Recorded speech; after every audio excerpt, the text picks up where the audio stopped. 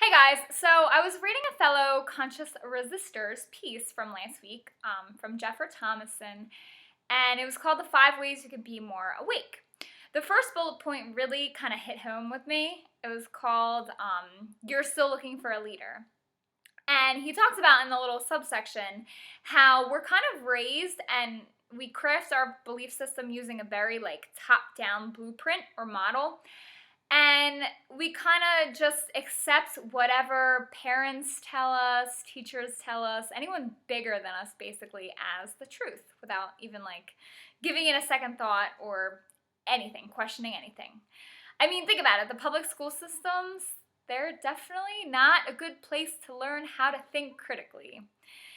And so then he goes on to say a lot of people that are awake bring along that same blueprint of top-down thinking, and how a lot of people new to the whole liberty thing and that are just consuming all this information just find any alternative media source or anything that's basically anti-government and swallow it whole and share it and talk about it with people without even looking at the other side or knowing that there is another side. Basically, if the government can do this to us, then they can do that to us, and just accepting it as truth.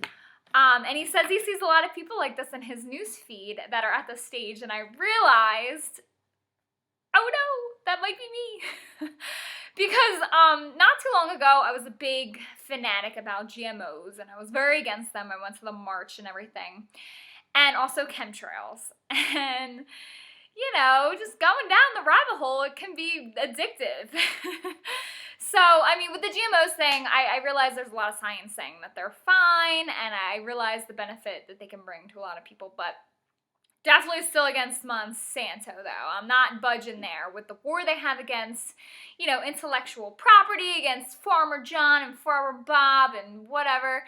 And then the whole Monsanto Protection Act, which is just cronyism at its finest. Even if they do turn out to be poisoning us all, they will never be able to get in trouble for it. So, Monsanto, I still hate you.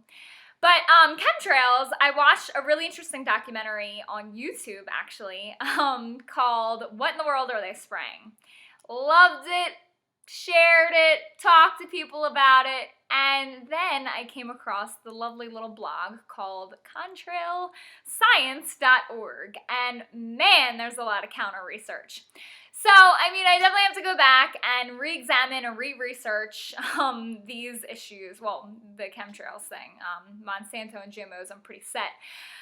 But, it's very humbling, because I was definitely gung-ho chemtrails. Oh my God. Quick note, I'm not saying that chemtrails are definitely bogus now, the opposite side of the spectrum. I'm just being honest with myself. I definitely think that there are nefarious incentive or initiatives going on with geoengineering and things like that, but I definitely have to think harder and look, and sort through things more carefully. So, I don't know, that kind of leads to my discussion topic. Have you guys ever been wrong or made a mistake, and how do you handle it? Do you come clean and admit that you are wrong, or are you kind of more fearful and afraid of doing so? And I feel like a lot of people are. That's like a normal thing. We see cognitive dissonance every day with status, so a lot of people don't want to, change their worldview.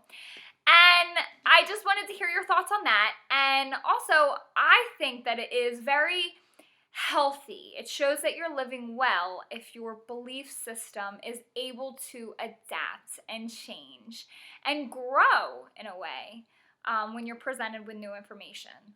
Because it shows that you're being open-minded, you're being humble, you're not afraid to admit that you're wrong.